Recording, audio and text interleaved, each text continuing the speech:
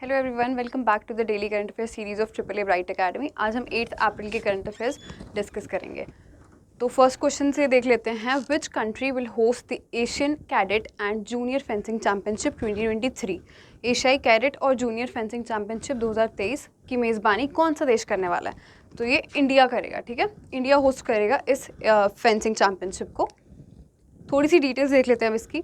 India made the bid to host. अब इस वाले के लिए ना, इस वाली चैंपियनशिप को होस्ट करने के लिए इंडिया ने जो बिड की थी, मतलब पहले इनको एक बार क्या कहते हैं, मतलब अप्रोच करनी पड़ती है कि ये वाला जो भी चैंपियनशिप है इसको हम होस्ट करेंगे। तो ये जो बिड की थी इन्होंने ना, वो एनुअल जनरल बॉडी मीटिंग में की थी, जो कि आपकी दुबई में हुई थी।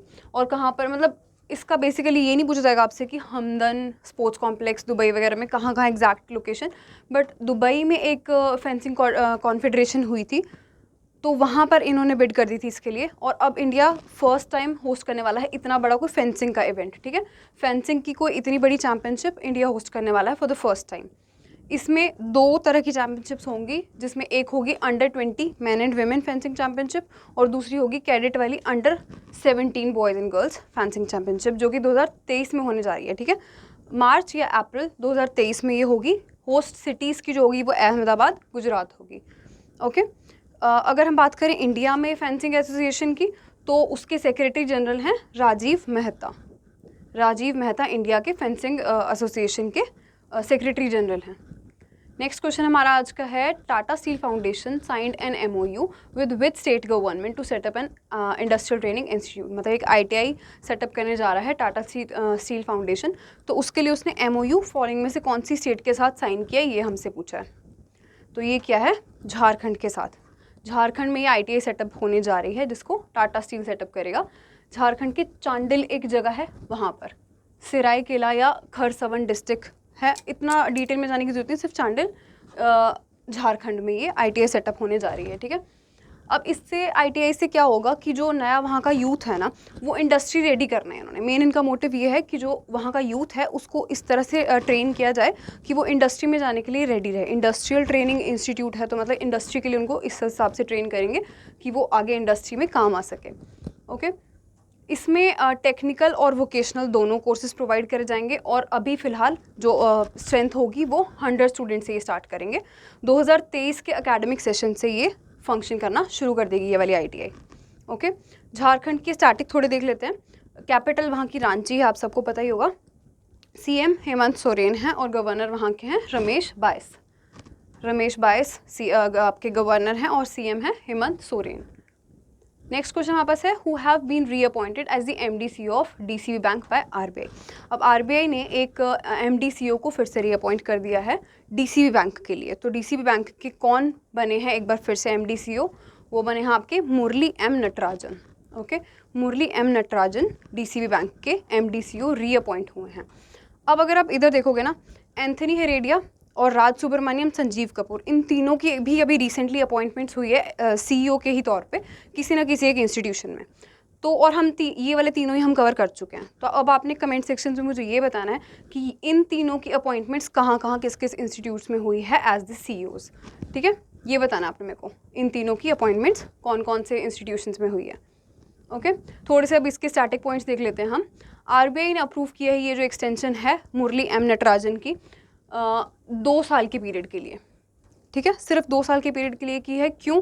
क्योंकि RBI ने एक लिमिट रखी हुई है। 15 साल तक कोई एक इंसान जो है, एक पर्सन जो है, वो हेड कर सकता है एक बैंक को। वो उसका CEO MD रह सकता है 15 साल तक। तो अभी 2024 में इनको नटराजन को, मुरली M नटराजन को 2024 में अपने 15 साल ये कंप्लीट कर लेंगे। तो अभी 2022 चल रहा है, तो इसलिए इनको 2 साल के लिए और एक्सटेंशन मिल गया है। ठीक है, तो इसलिए, और ये याद रखना है बस आपको कि 15 साल मैक्सिमम एक पर्सन सर्व कर सकता है एज दी MD/CEO किसी भी बैंक में। DCB के हेडक्वार्टर्स कहाँ पर हैं? मुंबई में, और फाउंड हुआ था 1930 में। नेक्स्ट क्वेश्चन हमारे पास है, Hindustan aeronautics signed an MOU with which country to convert civil passenger aircraft to multi mission tanker transport aircraft in India. अब हिंदुस्तान एरोनॉटिक्स लिमिटेड जो है, उसने एक MOU साइन किया है। फॉलोइंग में से किस कंट्री के साथ किया है, ये हमसे पूछा गया। किस लिए किया है वो? कि सिविल पैसेंजर जो एयरक्राफ्ट होते हैं उनको कन्वर्ट कर दे to multi mission tanker transport. ठीक है, मल्टी मिशन टैंकर ट्रांसपोर्ट वाले एयरक्राफ्ट के लिए कन्वर्ट कर दें। तो ये किया आपका इजराइल के साथ। इजराइल के साथ इंडिया ने मिलके ये जो MOU है ये साइन किया है। थोड़े से इसके पॉइंट्स देख लेते हैं। इसमें जो आत्मनिर्भर भारत है ना, उसको भी प्रमोट किया जाएगा, क्योंकि यहीं पर ये होगा ना, तो मतलब आत्मनिर्भर है मतलब कि हम खुद पे डिपेंडेंट होके ही आगे अपना कुछ भी प्रोडक्शन वगैरह कर रहे होते हैं, तो वो आ जाता है आपका आत्मनिर्भर के अंडर। तो ये भी एक वैसा ही स्टेप है, तो ये उसको भी प्रमोट कर रहा है। HAL जो है वो कन्वर्ट करेगा सिविल एयरक्राफ्ट को मिड एयर रीफ्यूलिंग एयरक्राफ्ट में। सिविल एयरक्राफ्ट होते हैं आपके जो भी नॉन मिलिट्री एयरक्राफ्ट्स होते हैं ना, उनको सिविल बोलते हैं, फिर चाहे वो प्राइवेट हैं या कमर्शियल एयरक्राफ्ट्स हैं, उनको बोलते हैं। तो उनको कन्वर्ट करेंगे मिड एयर रिफ्यूलिंग में, मतलब कि जिनकी हवा में ही, ऊपर आसमान में ही उनकी रिफ्यूलिंग हो सकती है, वैसे एयरक्राफ्ट्स में उनको कन्वर्ट कर दिया जाएगा। और पैसेंजर एयरक्राफ्ट को ना फ्रीटर एयरक्राफ्ट या जो कार्गो एयरक्राफ्ट होते हैं, अब इन सिंपल लैंग्वेज जो भी पैसेंजर एयरक्राफ्ट्स हैं ना अभी जो चल रहे हैं, उनको कन्वर्ट कर दिया जाएगा कार्गो एयरक्राफ्ट्स में, जो कि मतलब किसी भी सामान के ट्रांसफ़र को मतलब ईजी बना देते हैं। मतलब उसमें लोगों की जगह पर जो सामान है उसको इधर से उधर ट्रांसपोर्ट किया जा सके, उनको बोलते हैं कार्गो एयरक्राफ्ट। तो पैसेंजर एयरक्राफ्ट को कार्गो एयरक्राफ्ट में भी बदला जाएगा। अब थोड़ा सा और देखते हैं इसके बारे में। जो टैंकर्स हैं जो मतलब कन्वर्जन के लिए यूज़ किए गए हैं वो हैं बोइंग 767 पैसेंजर एयरक्राफ्ट, ठीक है। इनको कन्वर्ट कर दिया जाएगा। और it has a specialized fuel tanker called KC-46 Pegasus. ये आपको इतना याद नहीं रखने की ज़रूरत है, ये सिर्फ आप एक बार रीड कर लो, ताकि अगर एग्जाम में ऐसा कोई क्वेश्चन आता है तो आपको ऑप्शंस देख के आइडिया हो जाता है। ऐसे क्वेश्चन, ऐसे पॉइंट्स को आपको मतलब रटने की ज़रूरत नहीं है, सिर्फ एक बार भी आप रीड करोगे तो आपको याद रहेगा। ये मेन पॉइंट्स हैं इसके, जो ऊपर वाले थे, ये आपको याद रखने हैं। ओके, नेक्स्ट हमारे पास है अच्छा ये जैसे एविएशन वाला था, सिविल एविएशन मिनिस्टर कौन है हमारे इस टाइम? वो आपके सिंधिया, विक्रमादित्य सिंधिया, ठीक है, वो आपके सिविल एविएशन मिनिस्टर हैं। और जनरल VK सिंह जो है वो मिनिस्टर ऑफ स्टेट हैं सिविल एविएशन के लिए। नेक्स्ट क्वेश्चन हमारे पास है, the 9th edition of the India Kyrgyzstan joint special forces exercise culminated on 25 March 2022, what is the name of the exercise? अब 9th एडिशन हुई है इंडिया और किर्गिस्तान की जॉइंट स्पेशल फोर्सेज की एक्सरसाइज की, जो कि 25 मार्च को कंक्लूड हो गई, ख़त्म हो चुकी है। तो हमसे एक्सरसाइज का नाम पूछा है। एक्सरसाइज का नाम है खंजर एक्सरसाइज। खंजर एक्सरसाइज होती है इंडिया और किर्गिस्तान के बीच में, और ये इनकी जॉइंट स्पेशल फोर्सेज वाली एक्सरसाइज होती है, ठीक है। जॉइंट स्पेशल फोर्सेज 9th उसकी एडिशन थी ये कुछ पॉइंट्स आपको याद रखने हैं। थोड़ी इसकी डिटेल्स देख लेते हैं। ये एक्सरसाइज हुई कहाँ पर थी? स्पेशल फोर्सेज ट्रेनिंग स्कूल बकलो हिमाचल प्रदेश में ही हुई थी, ठीक है। बकलो हिमाचल प्रदेश के स्पेशल फोर्सेस ट्रेनिंग इंस्टीट्यूट में, ट्रेनिंग स्कूल में ये वाली एक्सरसाइज हुई थी। इसका पर्पस क्या था? ताकि जो म्यूचुअल कॉन्फिडेंस है मतलब एक दूसरे की फोर्सेस पे, वो बढ़ाया जा सके। इंडिया और किर्गिस्तान की जो स्पेशल फोर्सेस हैं वो एक दूसरे में कॉन्फिडेंस बढ़ाएं और साथ के साथ इंटरऑपरेबिलिटी बढ़ाएं, एक दूसरे की सहायता से काम करना सीखें साथ में। वो इसका मेन मोटिव था, ठीक है। किर्गिस्तान के प्रेसिडेंट कौन है? सदीर जापारोव, और कैपिटल वहाँ की बिश्केक है, करेंसी है Kyrgyzstani som. Okay, Kyrgyzstani som वहाँ की करेंसी है। और हिमाचल में होता तो हिमाचल के कौन है CM? आपके जयराम ठाकुर, ठीक है। नेक्स्ट क्वेश्चन हमारे पास है, the world bank and Asian infrastructure investment bank AIIB will provide a loan of ₹7,500 crore to which state government for its Mission School of Excellence project. एक प्रोजेक्ट है जिसका नाम है mission school of excellence project, जिसमें 7,500 करोड़ जो आपकी AIIB है वो प्रोवाइड करवाने वाला है लोन, ठीक है। तो ऐसे जो भी लोन्स वगैरह होते हैं जो वर्ल्ड बैंक या कोई भी इंटरनेशनल लेवल की कोई भी इंस्टीट्यूशन होती है वो प्रोवाइड करवाती है ना, तो वो आपको याद रखना है, वो आपके एग्जाम पॉइंट से इंपॉर्टेंट बनते हैं। तो ये प्रोवाइड करवाया गया है गुजरात के लिए, ठीक है। गुजरात के लिए ये प्रोवाइड करवाया गया है आपका mission school of excellence project के लिए, ये लोन गुजरात के लिए प्रोवाइड किया है AIIB ने। थोड़ी इसकी डिटेल्स देखते हैं। The mission schools of excellence will be implemented in the next 5 years। 5 साल अब इसको लगेंगे इम्प्लीमेंट होने में। टोटल कॉस्ट इसकी कितनी है जो एस्टिमेट की गई है? 10,000 करोड़ इसमें टोटल लगने वाले हैं, ओके, जिसमें से 7,500 करोड़ AIIB देगा। जो प्रोजेक्ट है इसकी एम है ताकि जो क्वालिटी ऑफ एजुकेशन है उसको इम्प्रूव किया जा सके फर्स्ट ऑफ ऑल, और इंफ्रास्ट्रक्चर बेटर हो सके स्कूलिंग का, स्किल्स वगैरह बढ़ सकें और ज़्यादा। और ये जो है आपकी ऑब्वियसली जब देखो एजुकेशन या स्कूलिंग लेवल पे जब एजुकेशन को और इम्प्रूव किया जाता है तो एम्प्लॉयमेंट अपॉर्चुनिटीज़ तो अपने आप बढ़ती है ना, उसमें जितनी भी डेवलपमेंट होगी उसमें एम्प्लॉयमेंट बढ़ेगी। ये जो बच्चे आगे पढ़ के निकलेंगे उनकी एम्प्लॉयमेंट और ज़्यादा अच्छी होगी, उनके लिए और ज़्यादा अपॉर्चुनिटीज़ होंगी। तो ये इनका मेन मोटिव हो रहा है इसके अंडर, इस आपके प्रोग्राम के under. The funds will be spent on building, 50,000 इसमें नए क्लासरूम्स बनेंगे, 1.5 लाख स्मार्ट क्लासरूम्स बनेंगे जिसमें पूरा डिजिटल बोर्ड वगैरह सब कुछ होगा, 20,000 इसमें नए कंप्यूटर लैब्स बनने वाले हैं और 5,000 टिंकरिंग लैब्स बनने वाले हैं। ओके, वर्ल्ड बैंक की बात करें अगर, वर्ल्ड बैंक का ही है ना ये इंस्टीट्यूशन, वर्ल्ड बैंक और एशियन इंफ्रास्ट्रक्चर इन्वेस्टमेंट बैंक ने ही ये स्पॉन्सर किया ना, 7500 करोड़ वही दे रहे हैं। तो उनकी इन्फॉर्मेशन देखते हैं। हेडक्वार्टर उसके वाशिंगटन डीसी में, हमने पहले भी डिस्कस किया है, वाशिंगटन डीसी यूएस में है। और आपके जो प्रेसिडेंट हैं वर्ल्ड बैंक के वो हैं डेविड मेलपास, और फाउंड कब हुआ है 1944 में। ये तो आपको याद हो जाना चाहिए, हमने इतनी बार ये डिस्कस कर लिया है। नेक्स्ट क्वेश्चन है हमारे पास, the department of animal husbandry and dairying has launch the one health pilot project in which state. अब एक प्रोजेक्ट किया है स्टार्ट जो कि department of animal husbandry and dairying ने किया है। तो ये कौन सी स्टेट में किया ये हमसे पूछा गया। ये किया आपका उत्तराखंड स्टेट में, ठीक है। उत्तराखंड में इसको जो प्रोजेक्ट है इसको लॉन्च किया गया है। The one health project in Uttarakhand will implement the one health framework by one health support unit. ये जो आपका वन हेल्थ प्रोजेक्ट है ये उत्तराखंड में स्टार्ट होने वाला है और ये होगा under one health framework. One health framework का भी एक सिस्टम है, उसके अंडर ये होगा। और साथ में जो वन हेल्थ फ्रेमवर्क किसके अंडर है, वन हेल्थ सपोर्ट यूनिट के अंडर, तो उसमें ये स्टार्ट होने जा रहा है प्रोजेक्ट। ऑब्जेक्टिव क्या है इसका, ताकि डेवलप कर सके हम वन हेल्थ रोड मैप, ठीक है। वन हेल्थ रोड मैप को डेवलप करने के लिए ये जो आपका प्रोजेक्ट है इसको स्टार्ट किया गया है।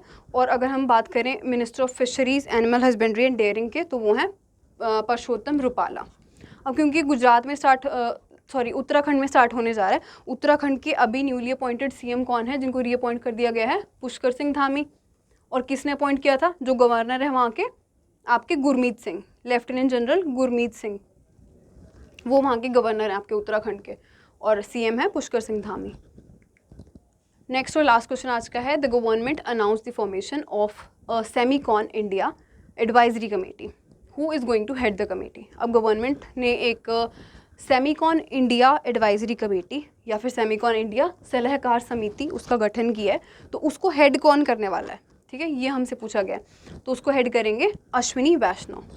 अश्विनी वैष्णव जो हमारे मिनिस्टर हैं इंफॉर्मेशन एंड आईटी के, मीटी वाले जो हमारी मिनिस्ट्री है उसके जो मिनिस्टर हैं अश्विनी वैष्णव, ये इसको हेड करने वाले हैं। और साथ में वाइस चेयरमैन रहेंगे इसके, मिनिस्टर ऑफ स्टेट्स हैं ये मीटी के ही, राजीव चंद्रशेखर मिनिस्टर हैं, मिनिस्टर ऑफ स्टेट्स हैं मीटी मिनिस्ट्री के, तो वो इसमें वाइस चेयरमैन रहने वाले हैं। इसके थोड़े से पॉइंट्स देख लेते हैं। सेमीकॉन इंडिया एडवाइजरी कमेटी ये जो स्टार्ट होने वाली है, ये टॉप इसमें गवर्नमेंट ऑफिशियल्स भी होंगे, एस्टैब्लिश्ड एकेडमिशियंस भी होंगे जिनको सारी नॉलेज होगी, और साथ के साथ इंडस्ट्री और डोमेन के स्पेशलिस्ट भी होंगे। ओके, इसमें टोटल आपका जो प्रोजेक्ट है, the union cabinet recently approved the Semicon India programme which will spend 76,000 crore to strengthen the country's semiconductor and display manufacturing ecosystem. अब ये आपका जो सेमीकॉन है ना, वो एक्चुअली सेमीकंडक्टर है, मतलब कि सेमीकंडक्टर की जो मैन्युफैक्चरिंग वगैरह है उसमें ये जो पैसा है ये लगने वाला है। टोटल कितना लगने वाला है, 76,000 करोड़, ठीक है, ये स्पेंड करने वाले हैं हम इस पर। और ये सारी जो भी डेवलपमेंट है, जो भी ये मैन्युफैक्चरिंग वगैरह है, वो हमारी खुद की कंट्री में होने वाली है। Within digital India corporation a specialized and dedicated India semiconductor mission, एक इंडिया सेमीकंडक्टर मिशन भी चलाया गया जिसको ISM भी बोलते हैं, has been established to drive India ecosystem development strategies, ठीक है। अब पॉइंटर्स देख लेते हैं आज के। India and Oman, the oldest strategic partner of India in the Gulf of Oman, decided to implement proposals in the space, mining, maritime and science and technology sectors at the earliest to upgrade their ties. India और Oman ने, इसमें आपको सिर्फ इतना याद रखना है कि इंडिया और ओमान जो है ना वो काफ़ी पुराने स्ट्रैटेजिक पार्टनर्स हैं, ठीक है। उन्होंने स्पेस, माइनिंग, मैरीटाइम और साइंस एंड टेक्नोलॉजी के सेक्टर में अपनी जो आपकी मतलब पार्टनरशिप है ना उसको और बढ़ाने के लिए थोड़ा जो प्रपोजल्स हैं वो रखे हैं। मतलब इसमें डेवलपमेंट होने जा रही है ये वाले सेक्टर्स के लिए मतलब इन्होंने पार्टनरशिप की है, ठीक है। नेक्स्ट हमारे पास पॉइंटर है, Nepal receive permission by the central electricity authority of India to sell 39 megawatt of electricity generated from देवघाट and Trishuli power projects to India in November. अब नेपाल ने ना एक परमिशन मिल गई नेपाल को कि वो अपना 39 मेगावाट्स की जो इलेक्ट्रिसिटी है वो इंडिया में सेल कर सकता है। जो कहाँ ये इलेक्ट्रिसिटी कहाँ प्रोड्यूस हुई है, देवघाट और त्रिशूली पावर प्रोजेक्ट्स हैं नेपाल के, उधर ये प्रोड्यूस हुई है और भी इंडिया में ही सेल कर सकता है। तो ये इसको परमिशन मिली है। ये परमिशन किसने दी है, कौन देता है ऐसी permission, central electricity authority of India. ये एक अथॉरिटी है, ये इनको इन्होंने परमिशन दी है कि नेपाल जो है वो 39 मेगावाट जो भी इलेक्ट्रिसिटी होगी वो इंडिया में सेल कर सकता है। आपको सिर्फ नेपाल का नाम याद रखना है, 39 मेगावाट इलेक्ट्रिसिटी अभी अलाउ की है वो याद रखना है, और किसने की है, central electricity authority of India ने। ओके, नेक्स्ट पॉइंट है हमारे पास, exports of agriculture products from India surpass the $50 billion mark for the first time during the financial year 2022 owing to significant growth in sugar, rice, wheat and other cereal exports। अब जो exports होते हैं ना agriculture products के, उसने पहली बार financial year 2022 में पहली बार जो आपका $50 बिलियन का मार्क होता है उसको क्रॉस कर दिया है। किस वजह से किया है, क्योंकि जो आपके शुगर, राइस, व्हीट और अदर सीरियल एक्सपोर्ट्स होते हैं, दालें वगैरह, वो सब के एक्सपोर्ट्स बढ़े हैं। तो हमारा जो आपका टोटल एग्रीकल्चर का प्रोडक्ट्स का जो एक्सपोर्ट हुआ है वो अब $50 बिलियन से ज़्यादा का हो गया है, ठीक है। नेक्स्ट हमारे पास पॉइंट है, Amazon has signed agreements with 3 companies, Arianespace, Blue Origin and United Launch Alliance. आपको इन 3 कंपनीज़ के नाम याद रखने हैं। अमेजॉन ने इन तीनों के साथ अग्रीमेंट साइन किया है to deploy the majority of satellites for its project Kuiper. अब अमेजॉन का ना एक प्रोजेक्ट कीपर है जो उसने स्टार्ट किया था, ये भी न्यूज़ में आया था और काफ़ी एग्जाम्स में ये पूछा भी गया ये वाला क्वेश्चन, तो ठीक है, पिछली बार आया था ये कि अमेजॉन का एक प्रोजेक्ट कीपर है जिसमें मतलब वो अपनी सर्विसेज को ना और थोड़ा हाई स्पीड प्रोवाइड करवा सके और साथ में लो लेटेंसी ब्रॉडबैंड भी प्रोवाइड करवा सके, ठीक है, अपने जितने भी उसके अमेजॉन के कस्टमर्स हैं उनके लिए। तो अमेजॉन ने ये प्रोजेक्ट साइन किया था, प्रोजेक्ट स्टार्ट किया था ये वाला प्रोजेक्ट कीपर, और इसके लिए अब इसने और सैटेलाइट्स इसमें जा सके ताकि ये जो स्पीड वगैरह है वो और अच्छे से इंक्रीज़ हो सके। उसके लिए इसने एक 3 कंपनीज़ के साथ एक MOU दोबारा साइन किया है, एक अग्रीमेंट साइन किया है। तो आपको सिर्फ इन कंपनीज़ के नाम याद रखने हैं, अरियनस्पेस, ब्लू ओरिजिन और यूनाइटेड लॉन्च अलायंस, ठीक है, बस इतना याद रखना है आपको इसमें। नेक्स्ट पॉइंट है हमारे पास, astronomers have discovered an identical twin of Jupiter dubbed as K2, और ये पूरा इसका नाम है 2016 BLG 0005 LB। ये इस प्लैनेट का नाम है। प्लैनेट भी क्या मतलब, ये एक आइडेंटिकल ट्विन निकाला है एस्ट्रोनॉमर्स ने जुपिटर का। आपको सिर्फ जुपिटर का नाम याद रखना है, जिसका सिमिलर मास है, सिमिलर वेट है और साथ में सिमिलर लोकेशन है, कितना वो अवे है सन से। तो जैसे जितना दूर सन से जुपिटर है उतना ही दूर ये वाला जो प्लैनेट है जिसको ट्विन कहा जा रहा है जुपिटर का, ये अपने सन से, ये अपने स्टार से उतना ही दूर है, ठीक है। नेक्स्ट हमारे पास है, QS Quacquarelli Simons released the 12th edition of the QS World University Rankings by Subject 2022। अब एक QS की ना हमेशा रिपोर्ट आती है, तो उसकी 12th एडिशन है जिसमें ये जो यूनिवर्सिटीज़ हैं उसको रैंक करते हैं अलग अलग कैटेगरीज़ में। ओके, तो वो जो इस साल की रिपोर्ट आई है उसमें IIT बॉम्बे इस लिस्ट में आपका 65th नंबर पे है और IIT दिल्ली जो है वो 72nd है। ये 2 ही IITs हैं जो टॉप 100 में आई हैं इंडिया की तरफ से, और कौन सी कैटेगरी में आई हैं, इंजीनियरिंग एंड टेक्नोलॉजी की कैटेगरी में। ओके, टॉप 100 में सिर्फ IIT दिल्ली है जो 72nd पोजीशन पे है और IIT बॉम्बे जो कि 65th पोजीशन पे। आपको सिर्फ पोजीशन याद रखनी है IIT बॉम्बे और दिल्ली की, ये इंजीनियरिंग एंड टेक्नोलॉजी की कैटेगरी में है। जो टॉप 3 हैं इसमें जो overall all over the world top 3 universities हैं रैंक हुई हुई, वो एक मैसाचुसेट्स की है इंस्टीट्यूट ऑफ टेक्नोलॉजी, दूसरी आपकी यूनिवर्सिटी ऑफ ऑक्सफोर्ड, तीसरी है Stanford university and university of Cambridge. Okay, ये टॉप 3 यूनिवर्सिटीज़ हैं जो ऑल ओवर द वर्ल्ड इस वाली रिपोर्ट के अकॉर्डिंग टॉप कर रही हैं। टॉप 3 ये हैं, ठीक है। तो ये आपकी आज की न्यूज़ थी। इसमें कोई भी आपको कन्फ्यूजन हो तो आप कमेंट में पूछ सकते हैं और मैं आपसे बाद में मिलूँगी कल नेक्स्ट क्लास के साथ। Thank you.